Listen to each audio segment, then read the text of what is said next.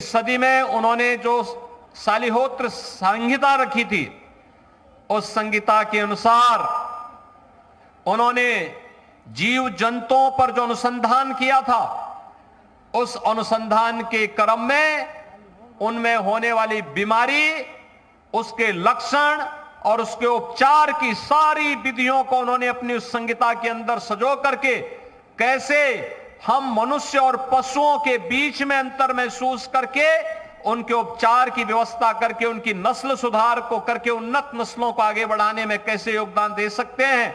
और यह कार्यक्रम, यह ड्राइंग उसी आधार पर आगे बढ़ाने का कार्यक्रम के साथ हम लोगों ने यहां पे जोड़ करके इस कार्यक्रम को हम आगे बढ़ा रहे हैं।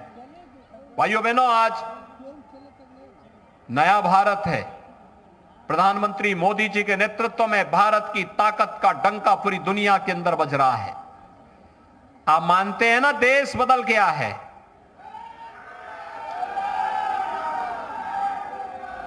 और यह सब तब संभव हो पाया है जब देश की जनता ने 2014 में देश की बागडोर प्रधानमंत्री मोदी जी के हाथों में सौंपी। नहीं तो पुराना डर्रा क्या था, 14 के पहले लोग थे, क्या बोलते थे, कुछ नहीं हो सकता, कुछ नहीं कर सकते। और आज तो देखिए, कांग्रेस के समय, विरोधी दलों के समय में गोरखपुर का खाद कारखाना बंद हुआ, मोदी जी की सरकार आई, मोदी जी ने उसको चालू कर दिया। फर्टिलाइजर कारखाना चालू हो गया ना, चालू हो गया ना। गोरखपुर में एम्स बन गया ना।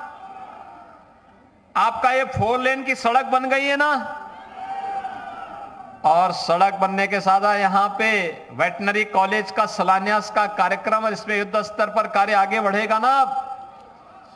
इसी के बगल में 50 एकड़ क्षेत्रफल में निराश्रित गौवंश के लिए भी नगर निगम गोरखपुर के द्वारा एक बड़ी गौशाला का निर्माण कराया जाने वाला है। और फिर यहां पर एक इंटरनेशनल स्टेडियम बनाने की कार्रवाई को भी हम आगे बढ़ाने जा रहे हैं। बहुत बड़ा कार्यक्रम होगा यहां पे।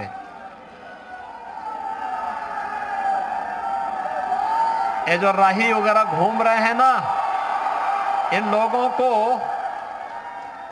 दौड़ने के लिए इंटरनेशनल स्टेडियम देंगे, यहीं पे इन लोगों की पहलवानी दिखाएंगे।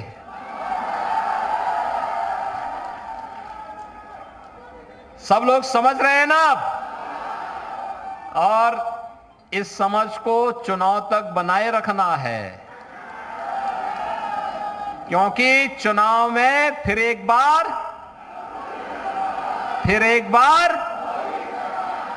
बार मोदी सरकार, और अब की बार 400 पार।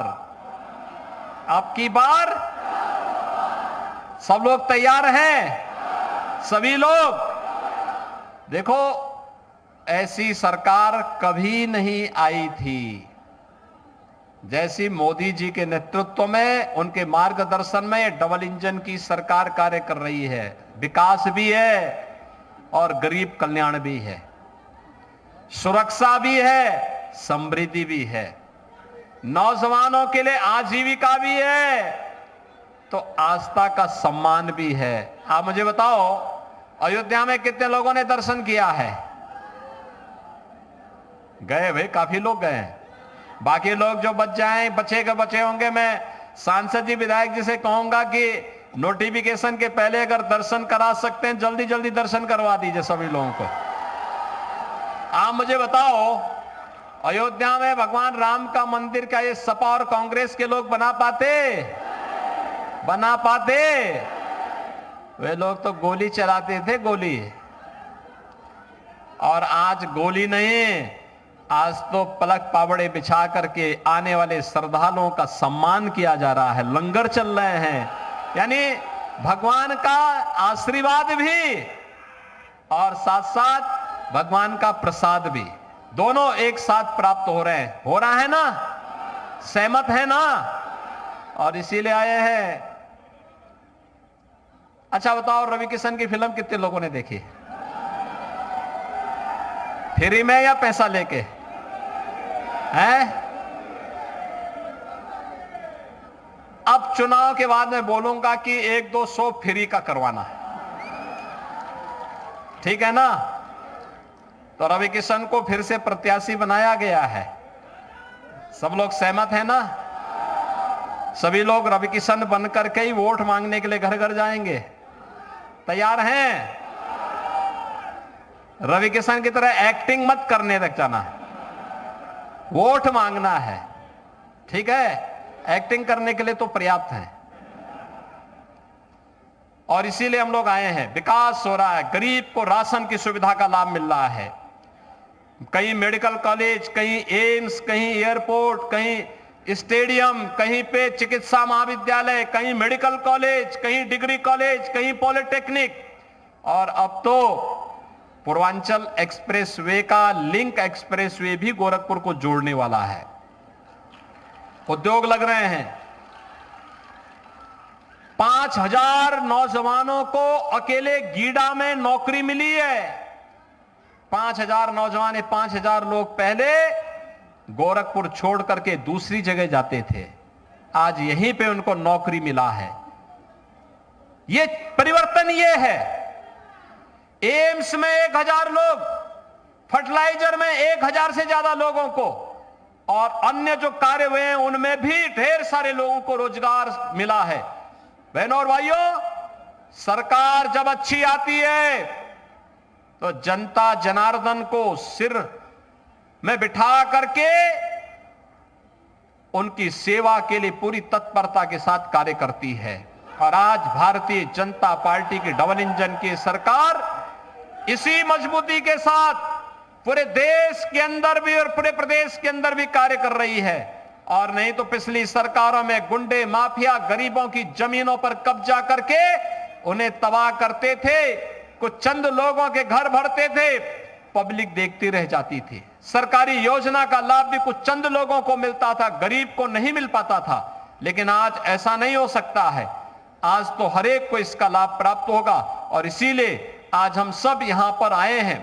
ये महाविद्यालय, पशु चिकित्सा महाविद्यालय बहुत शीघ्र कार्य करता हुआ दिखाई देगा, और इसके माध्यम से हम लोग बहुत शीघ्र यहां पर जब इसको चालू